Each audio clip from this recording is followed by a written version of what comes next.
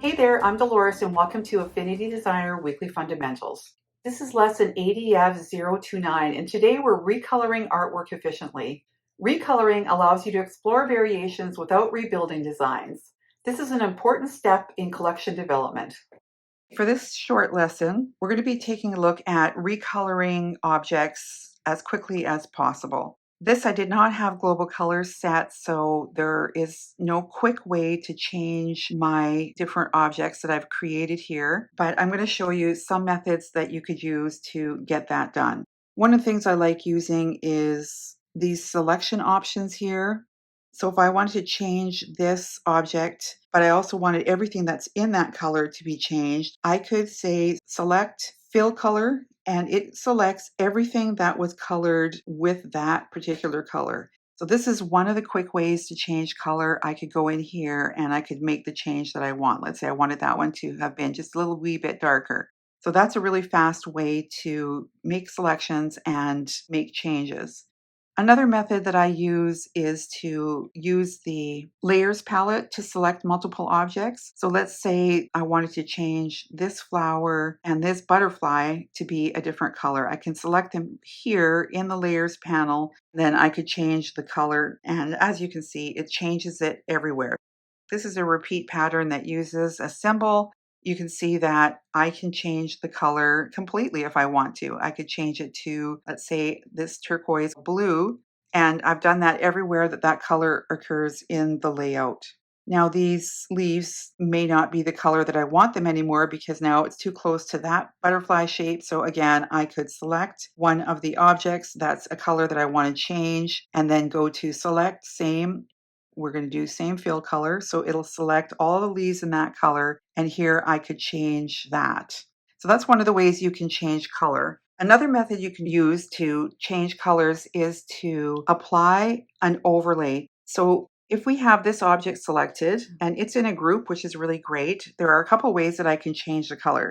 Here, I could select the object, which is within this group. The fact that it's in a group allows me to add an adjustment.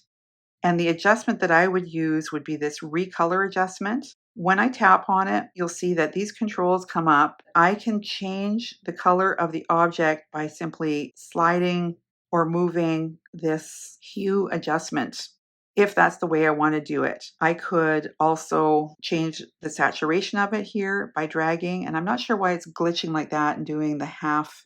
It looks like it's still applying it, but this is good. We could do half saturated, so 50% saturation. We could still continue to change the overlay color that's being applied. So when you look at this in the layers panel here, you'll see that that adjustment is right above what we're changing. If I were to take this recolor adjustment and I just pull it out and it is kind of over everything, it would change anything that's below it here in the layers panel. So keep that in mind.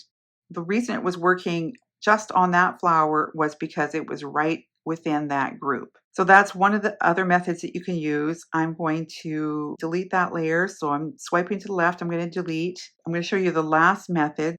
Let's use this flower again. You see I can double tap and keep tapping until I get to whatever the object is that I want. So the first tap got me into the pattern, the whole group. Then I double tapped until I made it to the one that I want to make the changes to. So the other way of changing color here, I just showed you the adjustments, which was this panel. This is the effects panel, and here I could do a color overlay. If you tap on the color overlay here, you'll see these controls change, and the color that you're overlaying is this right here. So you could now make changes. Whatever color you choose here is going to be applied to that object. We could have just changed this object, absolutely no doubt about it. But sometimes this is the best way to change the color, especially if you've imported something from another program. Let's say you have a PNG asset that you've incorporated into your pattern, then this color overlay is what works the best. You can also add a gradient overlay. You can do things like shadows and such here, but I'm showing you right now just color changes. After you've applied the color, you can also go in and reduce the opacity of the color that you've overlaid. So you're not changing the opacity of the flower. As you can see, it's still blocking out everything around it, but this has less opacity, so it's showing through that rust color from before. If we go all the way 100%, of course, it's going to show the exact color that we picked. Remember, you can always go back to the color here, and if you are out of that and you're going to another thing and you're editing it and then you're coming back to the flower, remember to go to the layer that has the effect, and then you can turn the effect off and on. You can highlight the layer that you're working on, and then you can go back to the effect. You can just tap on color overlay and you get the proper controls back. Well, that wraps up ADF-029. This skill is so often used in licensing and product workflows.